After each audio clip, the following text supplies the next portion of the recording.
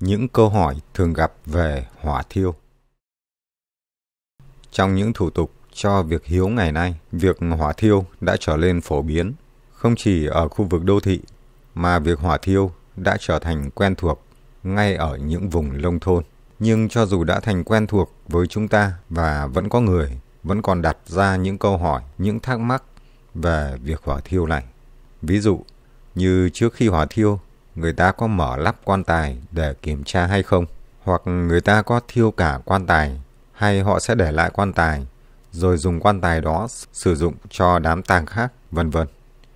Trong video hôm nay, Mây Ngàn xin giải đáp những thắc mắc mà mọi người vẫn còn đang phân vân trong tâm trí. Câu hỏi thứ nhất, hỏa thiêu liệu người thân của chúng ta có bị nóng hay không?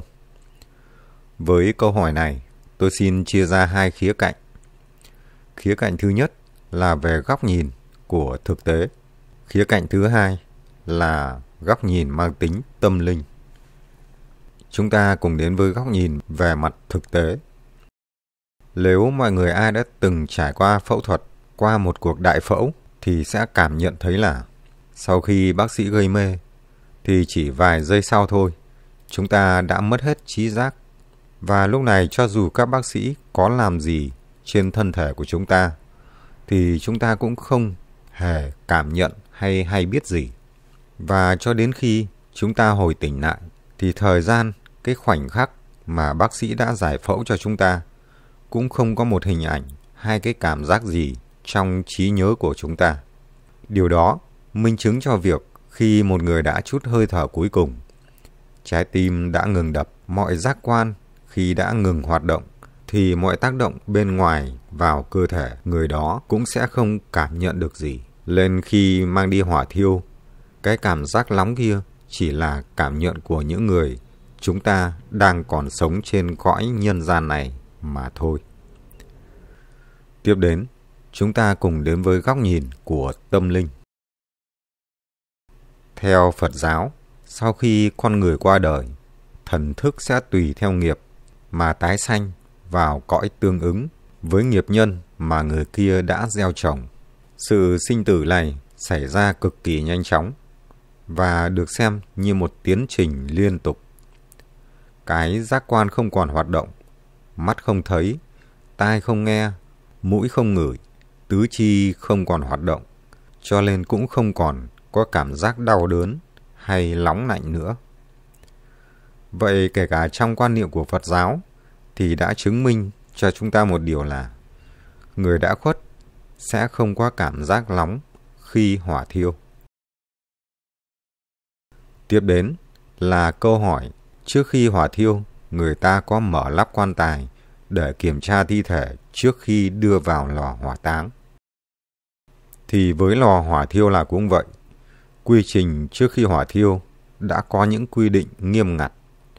Trong đó có việc kiểm tra thi thể trước khi đưa vào lò hỏa thiêu là việc cần thiết, vì nhân viên lò hỏa táng phải kiểm tra thi thể xem có gắn những thiết bị như máy trợ tim hay những thiết bị khác, vì những thiết bị này có chứa những viên pin để máy có thể hoạt động. Những viên pin này khi gặp nhiệt độ cao có thể dẫn đến phát nổ. Điều đó có thể gây ảnh hưởng đến lò hỏa thiêu. Câu hỏi thứ ba là khi hỏa thiêu, người ta có thiêu cả quan tài hay không? Thì với câu hỏi này, Mây Ngàn xin mời quý vị chúng ta cùng xem hai cỗ quan tài này.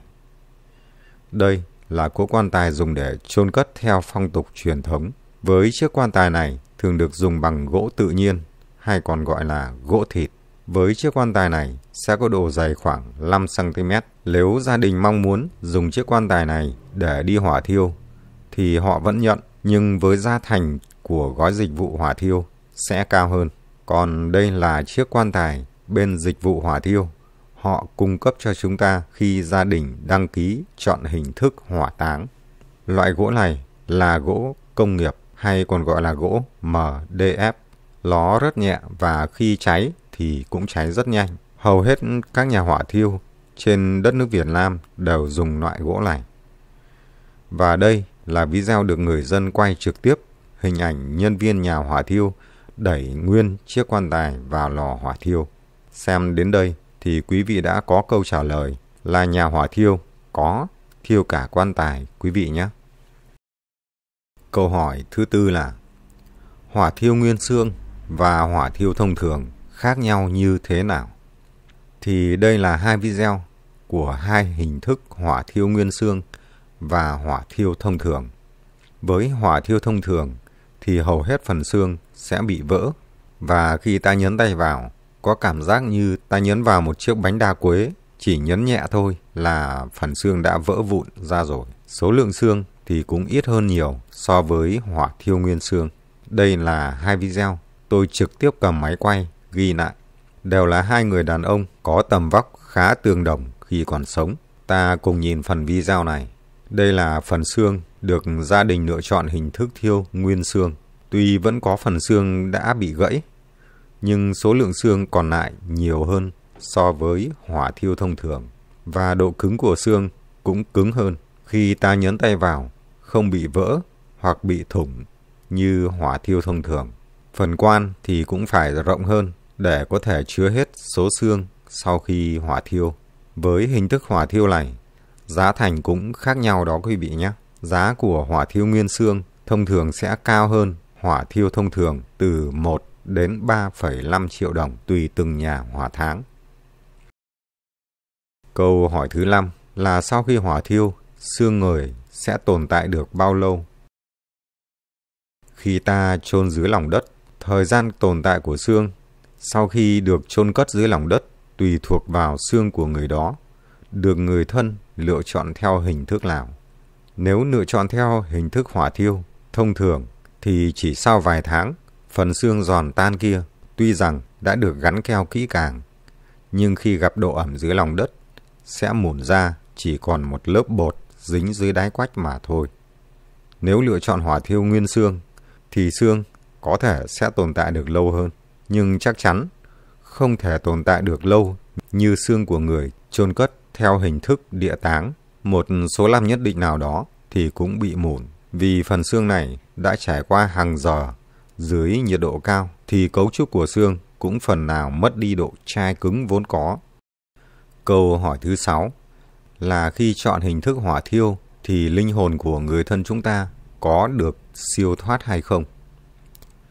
Để trả lời câu hỏi này thì mời quý vị chúng ta hãy đến với đất nước Ấn Độ, nơi được mệnh danh là cái nôi của Phật giáo.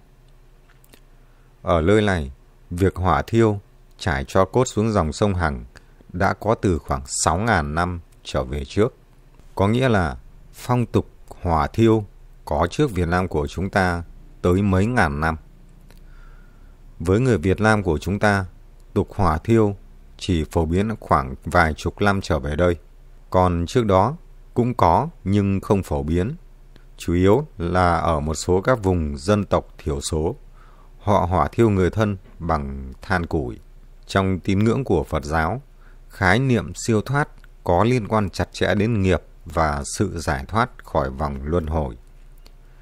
Theo giáo lý nhà Phật, việc hỏa táng không ảnh hưởng trực tiếp đến quá trình siêu thoát của linh hồn, mà quan trọng hơn là những hành động và những tâm ý của người đó khi còn sống. Việc hỏa táng chỉ là một phương thức vật lý để xử lý cơ thể, trong khi việc siêu thoát phụ thuộc vào quá trình tâm linh và tâm ý trong từng giai đoạn của người còn sống.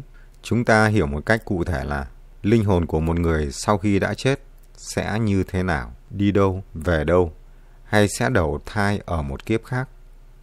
Điều này gắn liền với những gì mà người đó khi còn sống có cách sống như thế nào. Ví dụ, lúc còn sinh thời, người đó có cuộc sống thiện lương hay có cuộc sống không lương thiện. Trên đây là những thắc mắc mà chúng ta thường gặp hàng ngày. Hình thức hỏa thiêu, cho dù đã thành phổ biến trong mọi tầng lớp người Việt chúng ta, việc hỏa thiêu là phương thức xử lý thân xác ưu việt nhất hiện nay, nhanh nhất, vệ sinh nhất, tốt nhất cho môi trường. Và rất nhiều người có tư tưởng là chết là hết. Quan điểm của họ rất rõ ràng rằng cuộc sống này chẳng có linh hồn, chẳng có ma quỷ, mỗi một con người khi được cha mẹ sinh ra trên nhân gian này, dù có tồn tại được bao lâu, có thể chỉ được vài phút ngắn ngủi, có thể được vài năm, có thể vài chục năm, hoặc cũng có thể có những người tồn tại tới hàng trăm năm. Mọi thứ đối với họ là chuyện bình thường. Mọi vật chất hay các sinh linh trên trái đất được sinh ra, được tạo ra thì sẽ đến một lúc nào đó rồi cũng sẽ tan biến. Kể cả trái đất này cũng có thể đến một thời điểm nào đó, có thể là 1.000 năm, 1 tỷ năm hay có thể xa hơn thế, trái đất cũng sẽ tan biến hoặc có thể là biến đổi và lại có một chu kỳ của sự sống mới. Nào ai biết được ngày mai, phải không quý vị? Quý vị có suy nghĩ gì? Vui lòng comment dưới phần bình luận nhé. Cảm ơn quý vị đã xem video. Cảm ơn rất nhiều.